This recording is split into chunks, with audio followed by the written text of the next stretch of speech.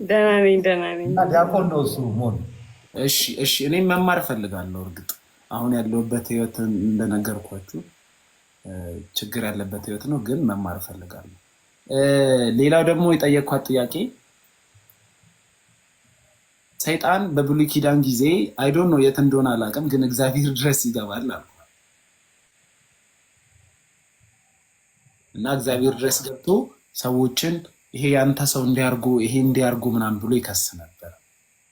በአዲስ ኪዳን ግን እንደዚህ አይነት ነገር የለም እና ሰዎች በብሉይ ኪዳን ሲሞቱ የት ነበር የሚሄዱት? ጻድቅም ሆነ ጽድቅም የሰራም ሆነ መጥፎም የሰራም ሰው የት ነበር የሚሄደው ብዬ ጠይቄያታለሁ። ለሱ ጥያቄ መልስ ካለ ደስ ይለኛል። እባክህ ያሬዶ፣ እኔ አንድ ጥያቄ መልሼላቸው ነበር። አሁን ቆንጆ ጥያቄ ነው፣ ደስ የሚል ጥያቄ ነው። መዝሙር ያሬድ፣ አንተ ደግሞ አሁን መልስለት። እኔ መጀመሪያ ሁለተኛውን ለአንተ ድሉን ልስጥ። እሺ ቤቴ ሌላ ርዕስ ከፍቼ እያወራው ነበር እና እሱ ላይም ሀሳብ ብትሰጡበት ደስ ይለኛል። ድርትዬ አንተ ጋር ስንት ሰው አለ? አልሞስት አሁን 905 ሰው ምናምን ደረሰ። ኑሐሚንዬ ስንት ሰው አለ አንቺ ጋር? 450። እሺ መሆን ነው የሚለው ስንት ሰው አለ አንተ ጋር ወንድሜ? እኔ ጋር 550። እሺ ልደትሻ የሆነ ቪዲዮ ፖስት አድርጌ ነበረ ነቢይ ጥሌ ያስተማረው ትምህርት እና አይተው ከሆነ ሜንሽን አድርጌያለሁ አይገስ መሰለኝ። ሁለት አይነት አክሊል አለ፣ የጳውሎስ አክሊል እና የኢየሱስ አክሊል። ከበረታችሁ የኢየሱስ አክሊል ታገኛላችሁ፣ ደከም ካላችሁ ደግሞ የጳውሎስን አክሊል ታገኛላችሁ የሚል ትምህርት ሰምተሃል? ሰምቼዋለሁ እና እንትን አላልኩትም፣ ግን ቪዲዮ አልሰራበትም። አስገርሞኝ ሰምቼዋለሁ። ኑሐሚንዬ የጳውሎስ አክሊል የኢየሱስ አክሊል ይባላል እንዴ ለሰዎች የሚሰጥ? ኧረ እኔ ዛሬ ገና ሰማሁ። እኛም ሁላችንም ስንሰማ ደንግጠናል። እንትን እንልበታለን፣ በደንብ እንሄድበታለን። አሁን ወንድማችን ያነሳው ላይ ሀሳብ ውስጥ እንቀጥልበታለን። መልካም እሺ፣ ቪዲዮም ስላለኝ ማሳየት እችላለሁ። ወንድማችን እንግዲህ የጠየቀን ጥያቄ በብሉይ ኪዳን የነበሩ አባቶቻችን ሲሞቱ የት ነበር የሚገቡት አይደል ጥያቄ? እና አይ ቲንክ ደግሞ ስለ ሰይጣንም ጠይቀናል። ኦኬ ሶ በብሉይ ኪዳን የነበሩ አባቶቻችን ሲሞቱ መልካም የሰሩት ደግም የሰሩት መልካም የሰሩትም ወደ ሲኦል ይሄዳሉ። ምክንያቱም ገነት ተዘግታለች፣ አዳም ተባሯል፣ ወደ ሲኦል ይሄዳሉ። ግን መልካም የሰሩ አባቶቻችን ደጋግ አባቶቻችን በእግዚአብሔር ጥበቃ በሲኦል ውስጥ ቢሆኑም ግን የእግዚአብሔር ጥበቃ ግን በዛ ይጠብቃቸው ነበር። የእግዚአብሔር ክልላ የእግዚአብሔር ጥበቃው ከነሱ ጋር አለ። ምክንያቱም ስታስበው በፈርዖን እኩል ነው ኢሳያስ የሚታየው፣ በናቡከደነጾር እኩል ነው ዳንኤል የሚታየው አይደለም። ስለዚህ እነዚህ ደጋግ ታምነው ጻድቃን እኮ ነበሩ። ባይዘው በብሉይ ኪዳን ጻድቃን ነበሩ። ኦኬ ጻድቆች እኮ አሉ። ግን ምንድነው የዘላለም ህይወትን ግን አላሰጡም ነው። ስለዚህ ሲያርፉ ደግሞ ወዴት ሄዳሉ? እንግዲህ ትንሣኤ ሙታን የለም፣ ገነት ዝግ ናት። ስለዚህ በሲኦል ቢሄዱም ግን የእግዚአብሔር ጥበቃ በዛ በሲኦል ሳለች ትጠብቃቸው ነበረ ብለን ነው የምናምነው የምናስተምረው። ምክንያቱም እግዚአብሔር ፌር ስለሆነ ትክክለኛ ፈራጅ ስለሆነ። ኋላም ደግሞ በመስቀሉ ጌታ በተሰቀለ ጊዜ ወደ ሲኦል ወርዶ በሲኦል የነበሩትን ነፍሳት ወደ ገነት እንደወሰዳቸው እናምናለን። ስለዚህ የመጀመሪያው መልስ እሱ ነው። መልሼልህ ከሆነ ያ መልሰ ገብቶኛል። ሲኦል ነው ግን ክሊር አልሆነልኝም። ማለት ሲኦል ውስጥ ሌሎች ኃጢአተኞች ይቃጠላሉ፣ እነዚህ አይቃጠሉም ነው ወይስ ስቃዩ ያገኛቸውም የሲኦሉ? ጥሩ ሉቃስ ወንጌል ምዕራፍ 16 እናንብብ። አይ ቲንክ እሱ ክሊር ያደርግልሃል። ሉቃስ ወንጌል ምዕራፍ 16 እንዲህ ይላል፣ ስለ አልዓዛር ማለት ነው ፍርፋሪ ቀጭን የተልባ እግር። አዎ ጎበዝ።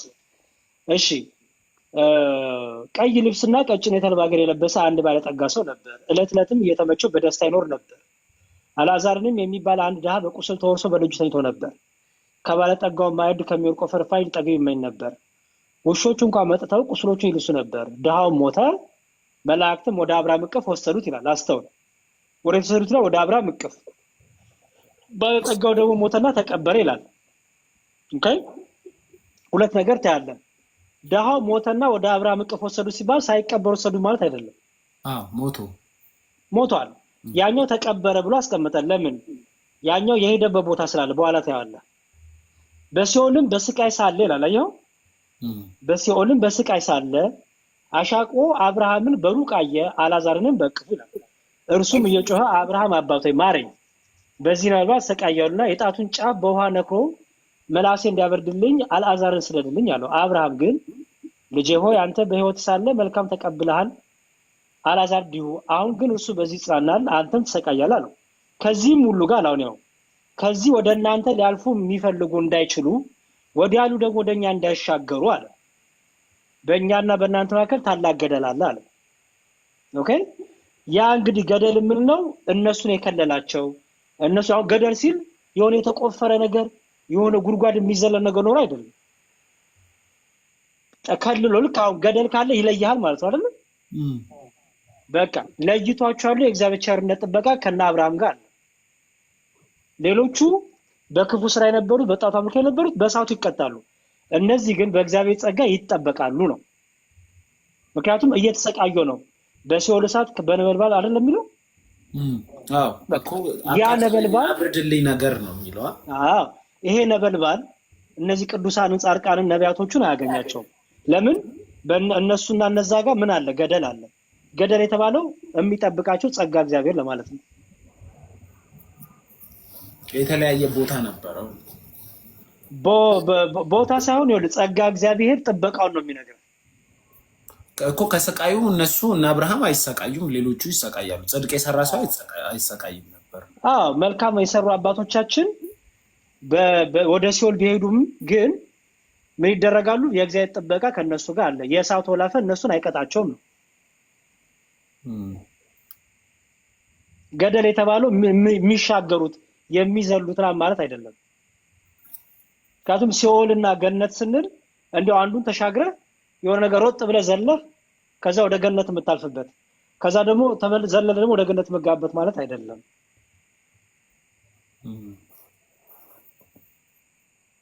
ትንሽ ኮንፊውዝ የሚያደርግ ነገር አለ፣ ግን ሀሳብህ ገብቶኛል። ምንድነው ኮንፊውዝ ያደረገ? ኮንፊውዝ ያደረገኝ ነገር አንደኛ ሰይጣን ሴት ነበር በዛ ሰዓት ላይ። እሱን ለብቻው መልስልሃለሁ። አሁን እዚህ ጋር ነፍሶቻቸው ወዴት ሄድ ነበር እንዴት ነው በሚለው እሱ ተመልስልሃል እኮ። ነፍሶቻቸው መልሰህ ያንተ ሀሳብ እኮ ተረድቻለሁ፣ ግን እና አብርሃምም ሲኦል ነበሩ የሚለው ነው ትንሽ ኮንፊውዝ ያደረገኝ። ስለ የእግዚአብሔር ጥበቃም ቢኖር ጽድቅ ሰርተው እዛ መሆናቸው። ገነት ዝግናታ፣ ገነት በክርስቶስ ደም ነው የምትከፈተው። ገነት ተዘግታለች። አዳም ከተባረረ ሰዓት ጀምሮ ገነት ዝግናት ወንድሜ። ምክንያቱም ገነትን ዘጋውና የምትገለባበጥ የእሳት ሰይፍ የያዘ መልአክ አቁሞ አዳምን እግዚአብሔር አባረረው። ክርስቶስ ራሱ የመጣበት ምክንያት እኮ ገነትን ሊከፍትልን ነው። በቀኝ የተሰቀለ ወንበዴ መጀመሪያ የገባው እሱ ነው። እውነት እውነት እልሃለሁ ዛሬ በገነት ከኔ ጋር ትሆናለህ አላለውም ጌታ? በቃ ገነት ጌታ የመጣበት ትልቁ ዓላማ ያን ያጣነውን ገነት የእግዚአብሔር ልጅነት መመለስ ነው። ክርስቶስ መስቀል ላይ ተሰቅሎ ደሙን ቤዛ እስከሆነ ድረስ እነዚህ ገነት ዝግናት። ስለዚህ ነፍሳት ሁሉ ወደ ሲኦል ይሄዱ ነበረ። ለዚህ ነው ጴጥሮስ ምን አለ መሰለህ? አንደኛ ጴጥሮስ ላይ እሱ ላነብልህና ልደትሻው ይቀጥላል። አንደኛ ጴጥሮስ እንዲህ ይላል። አንደኛ ጴጥሮስ ምን ብሎ አስቀመጠ መሰለ? ወደዛ ከመሄዳችን በፊት እቺን ጥቅስ ብንጨምርለት። እሺ ሐዋርያት ሥራ ምዕራፍ 2 ቁጥር 27 ላይ ነፍሴን በሲኦል አትተዋትምና ቅዱስህም መበስበስን ያይ ዘንድ አትሰጠውምና ብሎ ሐዋርያት ሥራ ምዕራፍ 2 ቁጥር 27 ላይ ነብዩ ዳዊት አስቀድሞ የተናገረው ትንቢት አለ። ነፍሴን በሲኦል አትተዋትምና ማለት በሲኦል ያሉ ሰዎች የተተዉ የተረሱ ናቸው አይደል? ቅዱስህም ምን ያይ ዘንድ መበስበስን ያይ ዘንድ አትተውም ብሎ የእግዚአብሔር ረድኤት መልካም ካደረጉት ሰዎች ጋር በረድኤቱ እንደሚጠብቃቸው መዝሙረኛው ዳዊት በሐዋርያት ሥራ ምዕራፍ 2 ቁጥር 27 ላይ የእሱን ትንቢት አዲስ ኪዳን ላይ አምጥተው አስገብተውት ተመልክተናል። እንደገና መዝሙረ ዳዊት መዝሙር 22 11 ላይ አቤቱ ቅዱስህን በሲኦል ውስጥ አትተወውም እያለ የተናገራቸው ነፍሴን ጠበቅካት፣ ነፍሴን አዳንካት፣ ከጉድጓድ አዳንካት እያለ በርካታ ቦታዎች ላይ በጣም ወደ 60 አካባቢ የሚሆኑ ጥቅሶች አሉ። መዝሙረ ዳዊት ላይ ብቻ ነፍሱን እንዳዳነው እንደጠበቀው የሚያሳዩ አንድ በአንድ መዘርዘር ይቻላል። ጠቅለል ሲል ምንድን ነው እግዚአብሔር እንግዲህ ኢንፋናይት ነው እንደምታውቀው፣ የትም ቦታ ላይ አለ። በሲኦል ውስጥ አለ ሲባል ግን እግዚአብሔር የሚፈልጋቸውን ሰዎች በረድኤት መጠበቅ ይችላል ነው እንጂ ሙሉ ሪል ፕሬዘንሱ ሌላ ቦታ ላይ እንዳሉ ይኖራል ማለት ሳይሆን የሚወዳቸውን የእሱ የሆኑትን ሰዎች ምን ማድረግ ይችላል ማለት ነው፣ መጠበቅ ይችላል። ለምሳሌ እንዴት ትረዳዋለህ? ፀሐይ በኃይለኛ ፀሐይ ብትወጣ ጥላ የያዙትም ሰዎች ውጭ ናቸው፣ ጥላ ያልያዙትም ሰዎች ውጭ ናቸው። ጥላ የያዙት ሰዎች ፀሐዩ አይነካቸውም፣ ግን ደሴም ፀሐይ ይመጣል እነሱ ላይ። ልክ እንደ ማንኛውም ሰው ተመሳሳይ ምድር ላይ ነው ያሉት። ልዩነቱ የነዚህ ጥላ መያዝ እና የነዛ ለመያዝ ነው እንጂ እዚችው ደካማ ምድር ላይ ሁለቱም አሉ። በእነዚህ ሴንስ መረዳት ይችላል። ይሄ ፌር ነው እንዲሁም ለአስተሳሰብ ስለ ጽድቅም የሰራው መጥፎም የሰራው እኩል የሚቃጠል ከሆነ ፌር አይደለም። እኔ ቅድም ያልኩት ያነሳሁት ከዛ ሀሳብ አንጻር ነው። ወደ ሲኦል በወርድም አንተ በዚያ አለህ ብሎ ነቢዩ ዳዊትም ስለተናገረ ወደ ሲኦል በወርድም አንተ በዚያ አለህ፣ ወደ ላይም ቦታ አንተ በዚያ አለህ፣ አንተ በሁሉ ቦታ አለህ ብሎ እግዚአብሔርን አመስግኖታል።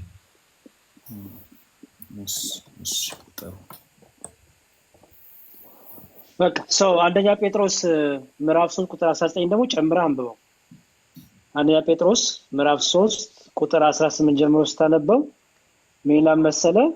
አንደኛ ጴጥሮስ ምዕራፍ 3 ከቁጥር 18 ጀምሮ ክርስቶስ ደግሞ ወደ እግዚአብሔር እንዲያቀርበን እርሱ ጻድቅ ሆኖ ሳለ ስለ አመፀኞች አንድ ጊዜ በኃጢአት ምክንያት ሞቷልና በስጋ ሞተ፣ በመንፈስ ግን ሕያው ሆነ።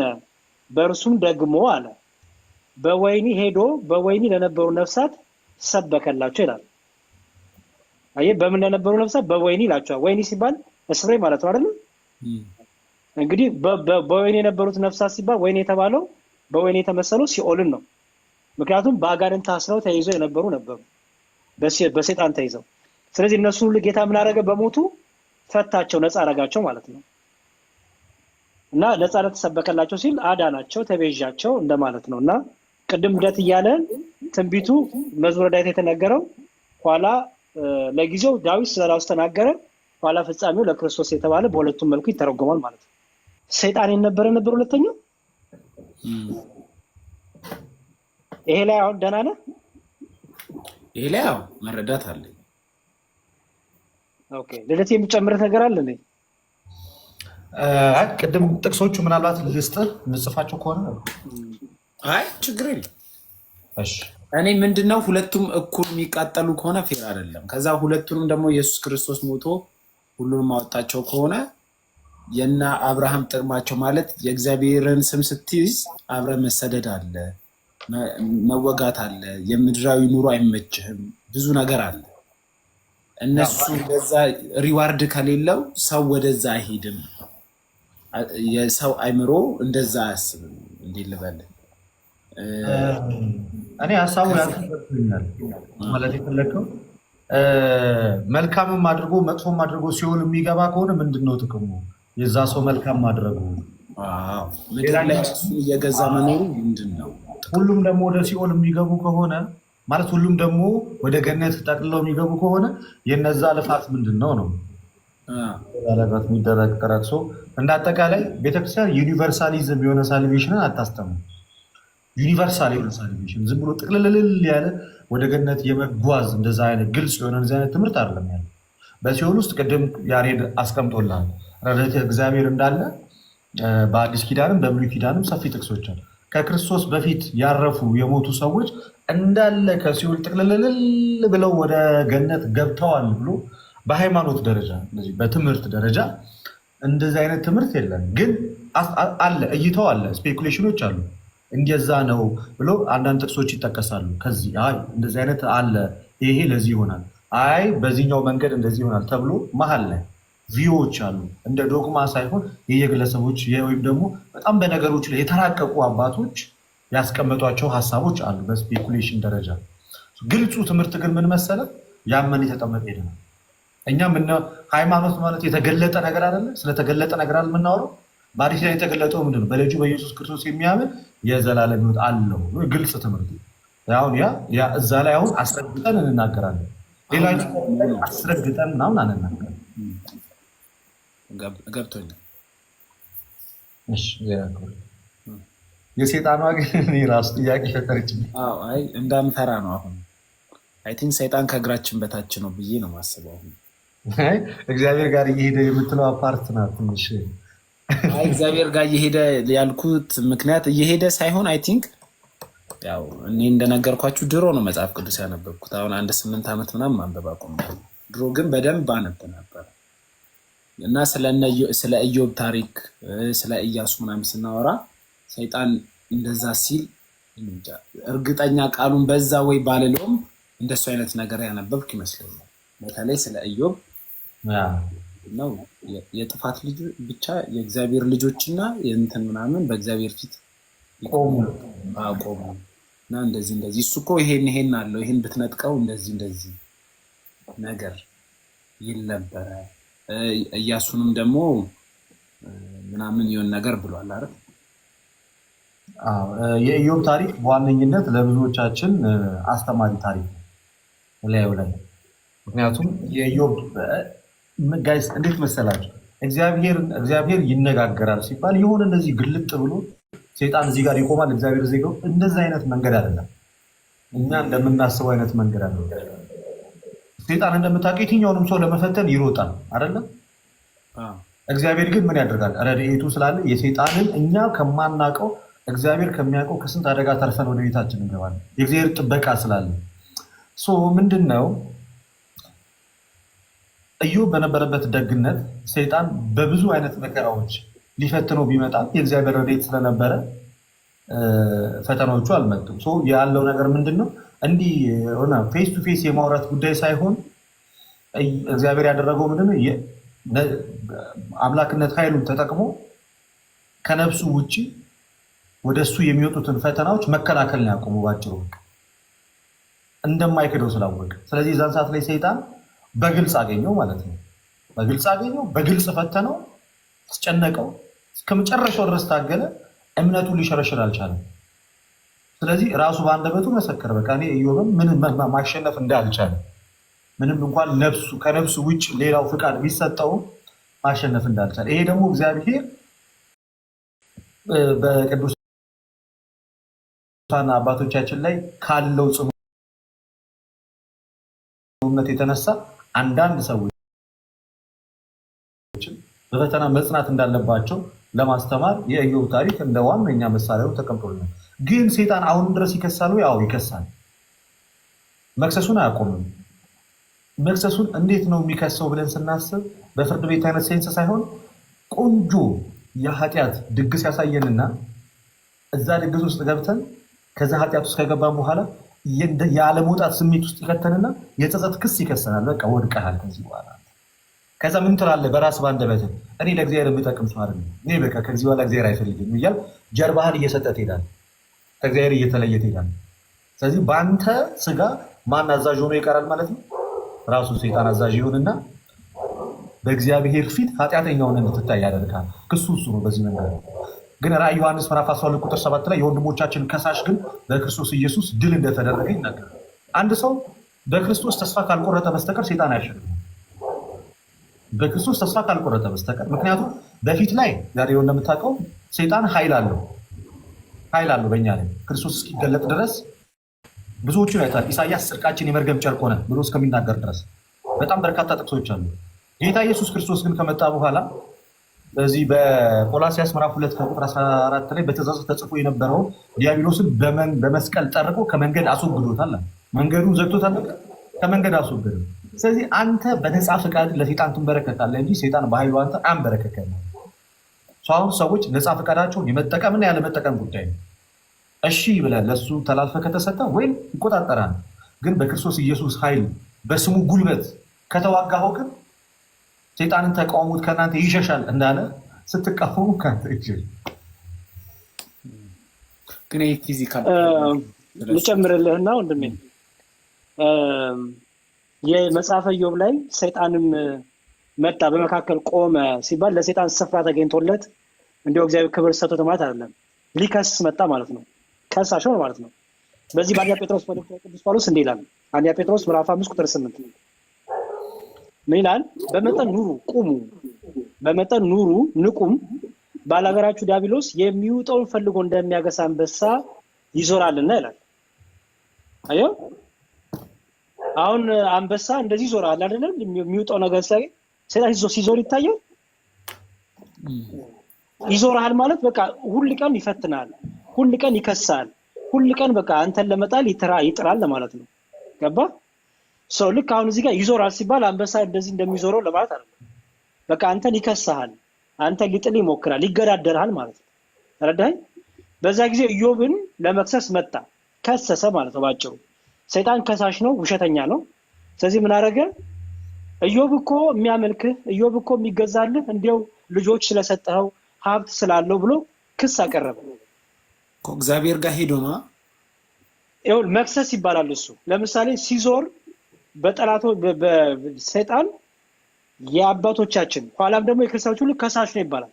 ኦኬ ለምሳሌ ቀላል በእባብ ገላ ተሰውሮ አዳምና ሔዋን አሳተ ትባላል አይደል? የት ሄዶ ሰይጣን እባብ ውስጥ ገብቶ እኮ የት ነበሩና አዳምና ሔዋን? ኤደን ገነት። ሰይጣን ነበረ? ሰይጣን አይደለም። እሱ ነው። ሰይጣን ኦልሬዲ ተባሯል፣ ወድቋል። ገባ? ግን ምን አደረገ ማለት ነው? በእባብ ገላ ተሰውሮ መንፈሱ ማለት ነው። ገባ? መንፈሱ በእባብ ገላ ውስጥ ተሰውሮ ምን አደረገ? አዳምና ሔዋንን በዛ ጊዜ እና አዳምና ሔዋን ከእንስሳት ጋር አውሩ ነበረ። ገባ? አዳም እንስሳትን ሁሉ የሚያወራ ለእንስሳት ሁሉ ስም ያወጣ አዳም ነው። በነገራችን ላይ እግዚአብሔርም የፈጠረውን ፍጥረት በአዳም ፊት አሳለፋቸው። ለእንስሳቶቹ ሁሉ ስም ያወጣ አዳም ነው። ይሄን ያልጸጋ ነበረው አዳም። ስለዚህ በእባብ ገላ ተሰውሮ ምን አደረገ? አዳምና ሔዋን አሳታቸው። ልክ እንደዛ ሁሉ ሰይጣንም ይከሳል ነው። ገባ? በቃ በሰማይም በምድርም ስላንተ ይከሳል። በቃ ሁሉ ቀን ይቃወማል፣ ይከሳል። ሰው ሊከስ መጣ ነው። በእግዚአብሔር ፊት መጣ ሲባል እንዲያው በቃ እንደነ ሚካኤል እንደነ ገብርኤል ክብር ኖሮ ሳይሆን ከሳሽ ሆኖ መጣ ነው። ከሰሰ ነው። ቆሙ የሚለው ወርድ ነው ትንሽ እዛ በመጽሐፍ ቅዱስ መቆም የሚለው በብዙ ፍቺ ይፈታል። ቅድም አሁን መዞር የሚለውን ይዞራል ማለት ነው። ሰይጣን እንደዚህ ይሽከረከራል ማለት ነው። መዞር ማለት ይሽከረከራል ሳይሆን አንተ በምትኖርበት እንትን ላይ ያለ ነገር ነው። ፈታው አየኸው? ኤግዛክትሊ በአውዱ ፈታው አይደል? በቃ መቆም የሚለው በዛ ፍታው። ለምሳሌ አሁን መቆም በመጽሐፍ ቅዱስ አንደኛው ለመላእክት መቆም አለ። ገባ? ለመላእክት በእግዚአብሔር ፊት ይቆማሉ ይባላል። ለምስጋና፣ ለአምልኮ፣ ለጸሎት፣ ለውዳሴ ይቆማሉ። ሰይጣን ቆመ ስትል ለአምልኮ፣ ለውዳሴ፣ ለምስጋና ነው አይደለም? ይከሳል ነው ባጭሩ እኮ። ቢያንስ መጽሐፍ ቅዱስ ላይ እንደመሰለ የተረዳሁት ፊት ለፊት በአካል መቆም ሳይሆን ሰምሃው ከእግዚአብሔር ጋር ኮንቨርሴሽን አላቸው ነገር ነው። ከሳሽ ነው ይኸውልህ አሁን ዛሬ እያቀረበ ነው፣ እግዚአብሔር እየሰማው ነው ማለት ነው። ሰይጣን ይኸውልህ ለምሳሌ ክርስቶስ ኢየሱስ ይከራከርላል እንያለን። እኛ ክርስቶስ ኢየሱስ ይከራከርላል ስንል ምን እያልን መሰለ? ሰይጣን መጥቶ ሲከሰን ክርስቶስ ልጄ ነው በደሜ አዳንኩት ነው፣ አየህ በደሜ ዋጀሁት ነው ብሎ ምን ያደርገናል? ይቤዠናል፣ ያድነናል እንላለን። ገባ? ለምሳሌ የሚዋቀስልን እኮ ነው አለን ክርስቶስን። የሚከራከርን አለን። የሚከራከርን ከምድራዊ ነገር ነው። ለምሳሌ ዳዊት ሲጸልይ በመዝሙረ ዳዊት ምን አለ መሰለ? እግዚአብሔር ሆይ ክርክሬን ተከራከርልኝ አለው። አስተውል፣ ክርክሬን ተከራከርልኝ ሲል እግዚአብሔር እየመጣ በምድራዊ ነገስታት ፊት እየቆመ ይከራከራል ማለት ነው። እሱማ የመንፈሳዊ ስራ ነው እኮ። በቃ ይሄ የምናወራውን ይሄን ነው። አየው፣ መንፈሳዊን ዓለም ነው የምናወራው። መንፈሳዊን ዓለም ስናወራው አሁን ሰይጣን በእግዚአብሔር ቆመ ሲባል ለመክሰስ ኢዮብን ለመውቀስ እግዚአብሔር ኢዮብን እስቲ ከፈለግ ልጁን ውሰድበት፣ ንብረቱን ውሰድበት፣ ግደልበት፣ በበሽታ ምታው እያለ ከሰሳየው። ይክድሃል እኮ እሱ እኮ ስላሟላለህት ነው እያለ ነው የሚከሰው። አሁን ክስ ነው ያቀረበው ሰይጣን። አየው፣ ያንን ወስደ ዳዊትም እግዚአብሔር ሆይ ክርክሬን ተከራከርልኝ ሲል ምን እያለ ነው ዳዊት? ፍረድልኝ አይደል? ፍረድልኝ፣ በሚጠሉኝ ፊት አንተ ፍረድልኝ፣ በሚከሱ ፊት አንተ ፍረድልኝ ያለ ነው።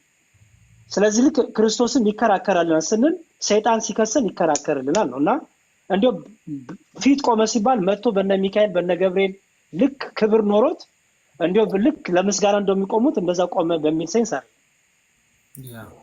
ግን ቅድም ለኑሐሚንም እያልኳት ነበረ። ታዲያ ለምን ኢየሱስ ክርስቶስ ሰይጣን እንደ መብረቅ ከሰማይ ሲወድቅ አየው ያለው ለምንድን ነው? ከዛ በፊት አልወደቀም ነው ወይስ በዛ ሰዓት አክቹዋል ታይሙን ነው ሲወድቅ አየው ያለው ወይስ እንዴት ነው? ሰማይ ላይ ነበረ እንዴ? ኢየሱስ ክርስቶስ ያን ወርድ እንዴ ሊጠቀም ይችላል? እሺ ስለ ሰይጣኑ እንደምናወራው ዛሬ። እሺ ልደትዬ መልስ መልስለትና እቀጥላለሁ እኔ። ይቅርታ አንድ ጊዜ አንድ ኮሜንት እየመለስኩኝ ነበር። ካላስቸገርኩት ደግሞልኛል አንድ። እሺ በመጀመሪያ ይቅርታ። መዝሙር እንዴት መሰለ የተገናኘ ነው እኛ መዝሙር እኔና ኑሐሚን የራሳችን ኮንቨርሴሽን ነበረ። እኔ ስለ እምነትም አልወያይም፣ ግን እንደ አጋጣሚ በተነሳ ሀሳብ ልደት ጋር ሄደው ኑሐሚን ሲሉት ልደት መጣ። ልደት ያለው ነገር እየመለሰልን አንተ ገባህ እንጂ ሆን ብለን ስለ ሰይጣን ልንከራከር አይደለም የገባ ነው። ስቀልድ ነው እኔ ችግር የለውም። ያለንን እንትን ለማለት ነው።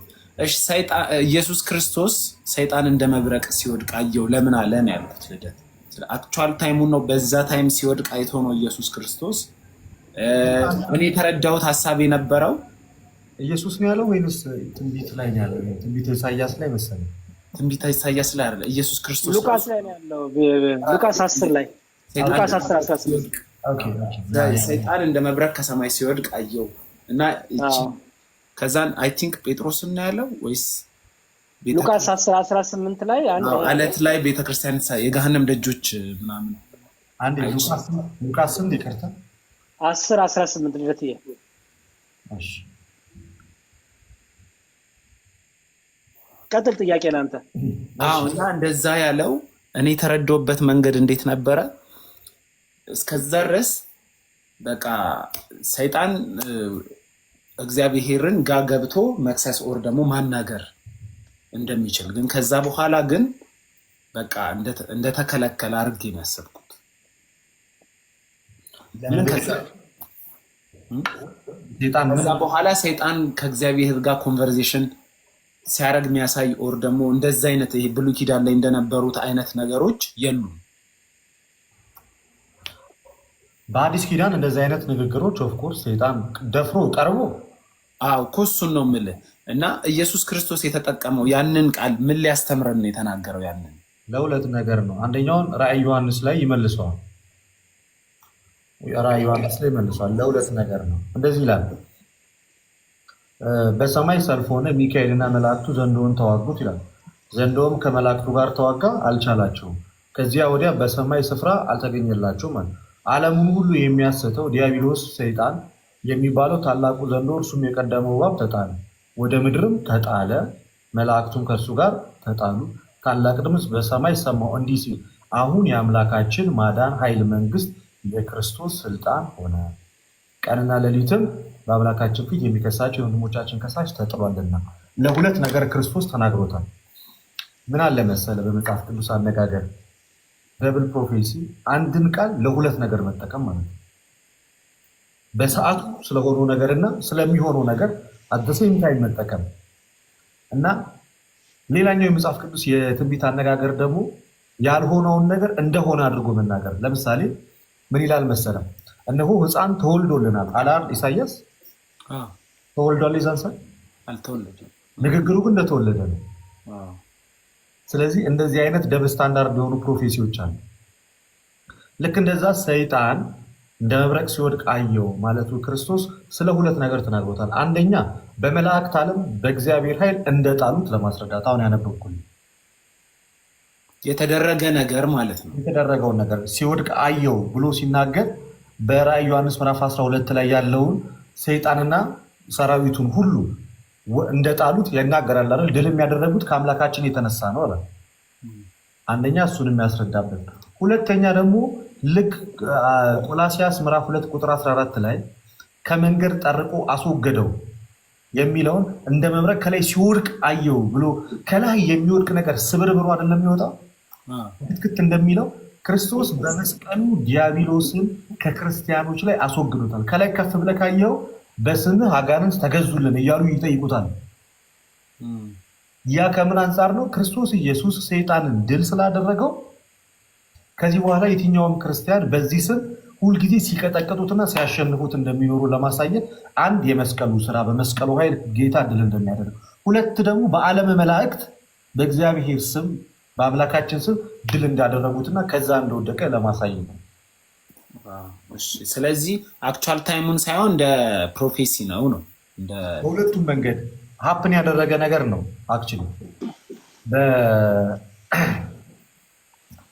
በራዕየ ዮሐንስ ላይም ያለው አለ። በክርስቶስ ኢየሱስ ደግሞ ኃይልና ስልጣን በተአምራት ሞትን ድል እንዳደረገ እንደገና ደግሞ በስም በክርስቶስ ስም አጋንንት ለነሱ እንደሚገዙላቸውም ጭምር ለማሳየት። ሶስተኛው ደግሞ ምክንያት ይኸውልህ እዚህ ጋር ይሄ ትርጓሜያችን መጽሐፍ ነው። ትርጓሜያችን ነው ይላል ወይ ቤሎ ሙናሁ ሪክው ለሰይጣን ከመመብረቅ ወድቀም ሰማይ ይላል። ሰይጣን ከሰማይ እንደወደቀ መብረቅ አየሁት አይደለም የሚለው ቃሉ ትርጉም ይለና መብረቅ ከተበተነ በኋላ ስራ አይሰራም አይደለ? ታውቃለህ። ለምሳሌ ልክ አንድ መብረቅ መጥቶ ብትን ካለ በኋላ ኃይል ይኖረዋል? አይኖረውም። መብረቅ ከተበተነ በኋላ ስራ እንደማይሰራ ሁሉ ሰይጣንም ጌታ በገዳመ ቆሮንቶስ ትዝ ይልሃል? በሶስት መልኩ ሰይጣን ሲፈትነው ጌታን በመብል በትዕቢት የሚባሉት እነዚህ አርእስተ ኃጣውእ ይባላሉ። የኃጢአት ዋናዎች ይባላሉ እነዚህ ሶስቱ፣ ትዕቢት፣ ቅናትና ስስት እነዚህ። ስለዚህ በገዳመ ቆሮንቶስ እነዛን ድል ከነሳሁት በኋላ ስራ እንዳይሰራ አውቃለሁና ሲል ነው ይላል። አየው፣ ኃይል የለውም ሲል ነው። ወድቋል፣ ተሸንፏል፣ ድል አድርጌዋለሁ ሲል ነው። እና ልክ መብረቅ ከወረደ በኋላ አቅም እንደማይኖረው ሁሉ ሰይጣንም ይህን ፈተና አቀረበ፣ ጌታ ድል አደረገው። ጌታ ድል ስላደረገው እኛም ድል የምናደርግበት ምን ሰጠን? አቅም ሰጠን። ሰይጣን ደግሞ ኃይሉን አጣ ማለት ነው። ስለዚህ ሲወድቅ አየሁ የሚለው ሶስተኛውም ትርጓሜ ይሄ ነው። ልደት እያለ ሁለቱን ያዝ፣ ሶስተኛ ደግሞ ይህንንም ጨምር ማለት ነው። ስለዚህ ማቴዎስ 4 ላይ ያለውን ማለት ነው። አዎ ይፈትነው ነበር እንጂ ከመክሰስ ካለመክሰስ ጋር እያያዝ ነው። ኃይሉ ማጣቱን፣ ኃይሉን መዶቁን፣ ኃይሉን መቀማቱን የሚያሳይ ነው። በእኛ ላይ ስልጣን የለው ነው ባጭሩ። ቴንክ ዩ ዌልካም ልደትዬ፣ ዩ ዌልካም። እውነት ነው፣ ዩ ዌልካም ይባላል። እውነት ነው ይባላል። አዎ ይባላል። አይ እዚህ ጋር ዩ ዌልካም ማለት ሰልችቶኝ ነው ዝም ያልኩ፣ ተፋጠጥኩኝ ነኝ። አይ እኛ ጋር አልፎ አልፎ ነው እንግሊዝኛ የምትሰማው ገብቷል። ኧረ የሆነ ሪከርድ የሆነ ቪዲዮ የተሰራ አይቼ ስለ እንግሊዝኛው ስታወራ ለዛ ነው የታከው። ኧረ ወይኔ ደግሞ ጭራሽ ሪፖስት አድርጎታል። እሺ አኮ ጉዳችንን ሪፖስት አድርጎታል። እሺ ሞን ምን እያልከን ነበር? በቃ አይ ቴንክ ዩ ሌላ ጊዜ ደግሞ በደንብ እስቲ እንደ ቀልድ የተነሳ ነው እንጂ ይሄ እኔ ተዘጋጅቼበት ምናምን እኔ የእምነት ጉዳይ ይቅርታ አድርጉልኝ። እናንተ ጎበዞች ናችሁ እዚህ ላይ መታችሁ ተመረጣችሁ። እኔ እንደዛ አልወያይም ብዙ ጊዜ እዛ ነገር ላይም የለውበትም እና ጥያቄዎቹን ከመጥፎም እንዳትወስዱት ከጥሩም እንዳትወስዱት። እንደ ቀልድ እንጂ በቀልድ ወይ መወራት የተጀመረ ወሬ ነው።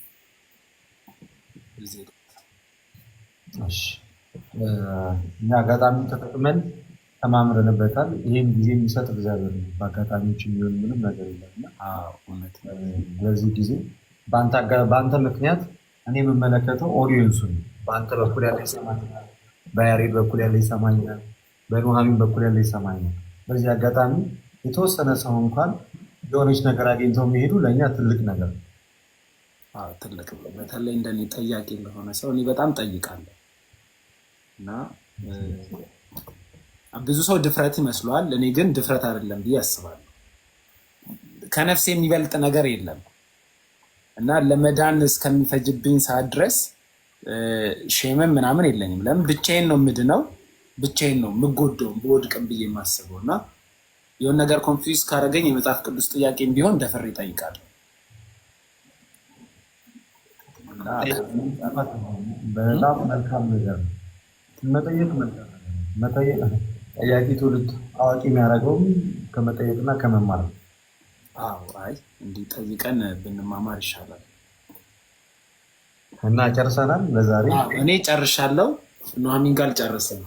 ስለ ዮኒ ማኛ እያወራን ነበር። አይ እናንተ አውሩ፣ እኔ ልወጣ ነው። ሌላ ሰው የተሻለ ሰው አውሩና ለቀልድ ነው እንደዚያ አልኳት። ቅድም የሆነ ጥያቄ ጠይቂያት አይ ቲንክ ሪከርድ አድርጎ ፖስተዋታል መሰለኝ እና ቦዘርድ አድርጓታል። ለዛ እንደዚያ አልኳት። እንትን እናንተ አውሩ፣ የተሻለ ሰው አስገቡ፣ እኔ ልውጣ። ቴንኪዩ። ግን ልደትም ስላወኩ ደስ ብሎኛል፣ ስለተገናኘን ደስ ብሎኛል። አመሰግናለሁ። ትምህርቶችንም አንዳንዴ እሰማለሁ፣ እገባለሁ፣ አያለሁ። ፈለገ ጋርም እንገናኛለን ብዬ ኑሐሚን እንዳጣላችን ታስታርቀናለች። ግድ ነው። ፈለገ ኃይለኛ ነው ትንሽ። በቃ እናወራለን። ቴንኪዩ መዝሙር ልደት ኑሐሚን እንገናኛለን።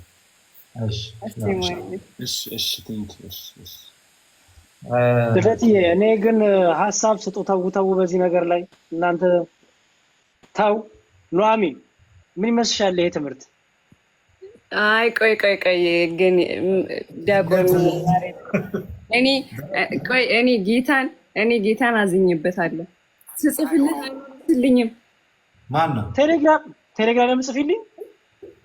አረ በስመ አብ እግዚአብሔርን እኔ በጣም ነው የደበረኝ። ባይዚ ጌታን ወይኔ ኧረ ተይ ኑሐሚን አይደብርሽ። እኔ እኮ በጣም ብታይ እኮ ላይፌ በጣም የከበደኝ ሰው፣ በጣም ሩጫ የበዛብኝ ሰው ነኝ።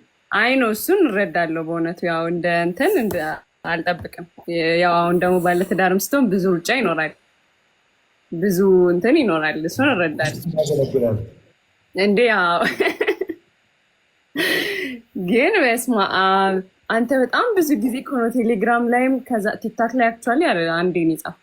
ቴሌግራም ላይ ግን በጣም ብዙ ጊዜ ሁለት ስልክ እና አንደኛው ቁጥሬ ኦኬ፣ ሌላ ቁጥሬ ነው ጽፍ ማለት ነው። እዚህ ላይ አይደለም የኢትዮጵያ አወራንበት ላይ ነው የጻፍኩት። በቃ እሱ ሌላ ቁጥር ነው፣ ሌላ ስልክ ነው እሱ። ይቅርታ ኑሐሚን እክስሻለሁ፣ መልሳለሁ። ይቅር በይ። አይ ችግር የለውም በቃ ልናገር ብዬ ነው። እሺ ቀጥል። እሺ ወጣላት እኮ ልደት ደግሞ። እሺ አታቀሳስር ነው አይደል? ጳውሎስ የክብርን አክሊል ይሰጠኛል አለና ይሰጠኝ ይሆን አይደለም? ይሰጠኛል እርግጠኛ ነኝ አለ። ለእኔ ብቻ ግን አይደለም ብሎ እንደኔ እርሱን ተስፋ ለሚያደርጉ ሁሉ ነው ብሎ ክፍት አደረገው። እኛን ሁሉ አስገባል። ሰማይ መግባታችን ጥርጥር የለውም። አክሊሉ ምን አይነት ነው? የነ ጳውሎስ አይነት ነው። የነ ጳውሎስ አይነት ነው። በፍጹም ሌላ አይነት አታደርጉትም። ጌታ ይባረክ። በጣም ጌታ ከረዳችሁ የኢየሱስ አይነት፣ በጣም ህይወታችሁ ደክሞ ዝቅ ካላችሁ የጳውሎስ አይነት አድርጋችሁት መጨረስ፣ በሁለቱ መሀል መኖር ከጳውሎስ በጣም እሺ። ኑሐሚን ገብቶሻል አሁን ያለው ነቢይ ጥላሁን? ኧረ እኔ አልገባኝም። ሁለት አይነት አክሊል አለ፣ የጳውሎስ አክሊል እና የኢየሱስ አክሊል። እሱንማ ሰማሁት እኔ። የፈለገ ይምጣ አለ። ብናጣ የጳውሎስን አናጣ ማለት ያቀረብዛሉት ማለት የኢየሱስ አክሊል እኮ የሞት እኮ ነው እኮ በመስቀል ላይ ያደረገው አክሊል እኮ ነው አይደል? እሱም ብቻ ሳይሆን ልደትዬ፣ ለምሳሌ ኢየሱስ ክርስቶስ የክብርን አክሊል ተቀዳጀ ስልን አንድም በመስቀል ላይ፣ ሁለተኛው ግን በግርማውን ኃያልነቱን ገናንነቱን ከአብና ከመንፈስ ጋር እኩል መሆኑን የባህሪ አምላክነትን ተመኝቶ ነው ይሄ ሰውዬ እንዴ ማለት በዚህ ንግግሩ የባህሪ አምላክነትን የሚገዳደር ጥያቄ ነው የጠየቀው። የክርስቶስ አክሊል ይሰጠናል ማለት እንዴ በጉ በዚህ ሰዓት ላይ እኮ ማለት ወይም ደግሞ አካላዊ ቃል በለበሰው ስጋ በአብ ቀኝ ነው ያለው። የባህሪ አምላክነትን ኢቨን የተዋሃደው ስጋ ራሱ የባህሪ አምላክነትን ገንዘብ አድርጓል። የባህሪ አምላክነትን ገንዘብ አድርጎ በክብር ነው ያለው እና አሁን የእነዚህ ሰዎች አለማወቅ በስመ አብ ወወልድ ወመንፈስ ቅዱስ ጥግ ድረስ ሄዷል። እኔ የጳውሎስ ራሱ መቅለሉ ቅድም አንደኛዋን እየሰማዋት ነበረ። አንተ እንዴት ነው የምትዘገንነው? በእናትህ የዘመኔ ጳውሎስ ብያለሁ አለችው ዮኒ ማኛ። እንዲህ እሱ እንግዲህ የግለሰቦችን አስተያየት ደግሞ ቀላል ነገር ቢኖር ፕሮቴስታንት በጣም መረን ነው ባጭሩ። በጣም ይቅርታ ኤኒዋን ስፔሻሊ መናገር የሚችል አፍ ማለት ሲናገር አቀላጥፎ መናገር የሚችል ሰው ኢሚዲየትሊ ፓስተርም ነብይም መሪም መሆን የሚችልበት ቤት ነው።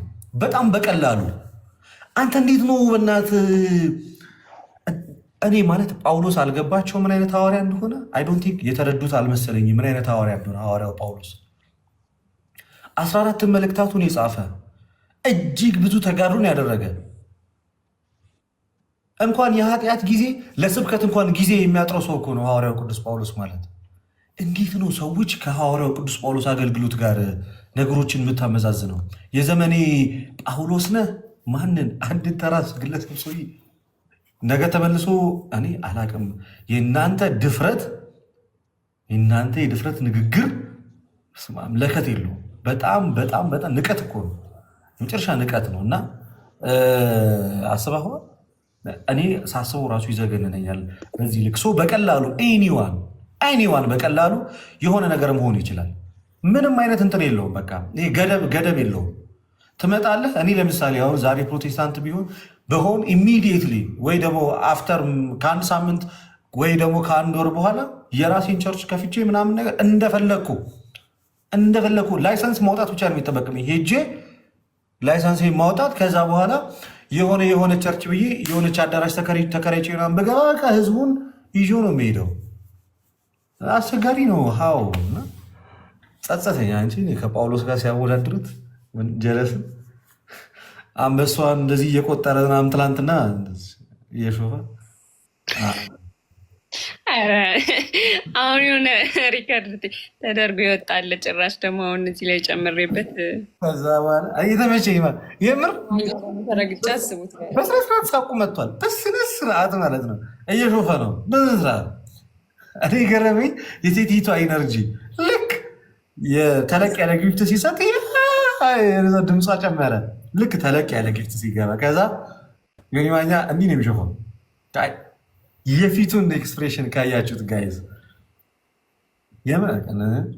ሾፍ ያደርጋታል። አንበሳ አሜን የሚለው ራሱ ቆጥሮ ነው። ይመቸው ይብላው። ይህንዙ በጊፍተኛ ምን አገባል? ፕሮቴስታንት ማንም ተነስቶ እንደ ልቡ የሚሆንበት ቦታ ስለሆነ ዊዶን ኬር እኛ ወንጌልን መስበክ ብቻ ነው። ግን አሁን ፕሮፋይል አድርገሽ የዞርሽ ህዝብ ከሳምንት ከወር በኋላ ጀመርኩ ተናግሯል። አያበላም ወደሚያበላው ይሻላል አለ እኮ አለቀ በቃ። እና ኤኒዌይስ እግዚአብሔር ከና አንድ ልባም ፕሮቴስታንት ራሱ ይጥፋ። አንድ ልክልኝም ጋይስ ምንድነው ኦን እኮ ነው የኔ እንትን ኑሐሚን አላማሽ ምንድን ነው? አላማችን ህመሟንን መርዳት ነው። ለምንድን ነው የኔ ማንም ሰው አይታየኝም? ኤኒዌይስ እዚህ እንትን ላይ እነ ኤርሚ አሉ፣ ግን እንዳለ ሎክ ነው። ሎክድ ነው። እኔ ጋርም ሎክድ ነው። ዛሬ ላይቭ ሰሞኑን አልተቻልሽም? ላይቭ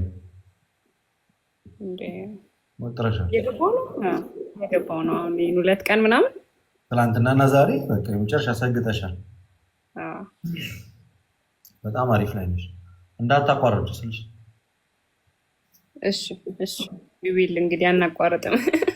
አለሽ የሆነ ገቢበት ምናምን ነገር መሄድ ትችላለሽ። አንተ እያስተማርክ ነው መሰለኛ።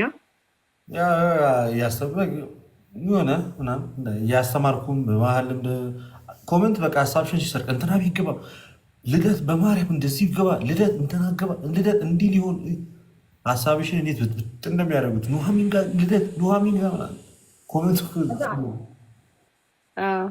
ቆይ እንትን ከምን ለአንድ ጌም እንጫወት ከዛ በኋላ አንተን ታስተምጣለህ። እሺ እና ሞን ጥያቄ ያለኝ አሁን ተመላለስናል ይመለስንልታል። ሌላ ስለምን ጥያቄ ነው የምታወሩት ጋይዝ? አረ ማንም ማለት ምን እንግዲህ እና እንቀጥላለን። አንዳንድ ሰው እያስገባው እቀጥላለሁ። ቅድም ሳስተምራችሁ የነበረው የግዕዝ መጽሐፍ ቅዱስ ገዛው ዛሬ ለቀኑ ሙሉ ስለሱ ሳሳይ ነበር። ኦሪጂናል የግዕዙ የመጀመሪያው ትርጉም መጀመሪያው ጥንታዊ ትርጉም አንደኛው እኮ ግዕዝ ነው። ታውቂያለሽ? ጥንታዊ ትርጉም አንደኛው ግዕዝ ነው። ኤክስፔንሲቭ ነው። ፕላስ ስንት ገዛ? አይነገርም። አይ እኔ ባለፈው 1980 ምናምን 20 ሺህ ብር ተብዬ ነበር። እንደዛ ነገር ነው። አይ ትንሽ ደህና ነው። ከዛ ይበልጣል። አይ ያንሳል። ከዛ እንኳን ያንሳል። ግን ህትመቱ የለም ብዙ ያልቃል። ተው ታታባርኩ በል ያልቃል። ተው እና በስመ አብ ግዕዝ ማንበብ ትችያለሽ? እኔ አረ ወይ ማቃተን አንድ ቆይ ስልቴ ካልዘጋለ ማለቴ በደንብ ማንበብ አልችልም። ያችኛውንም ግን ጀስት እንትን እላታለሁ ብዙ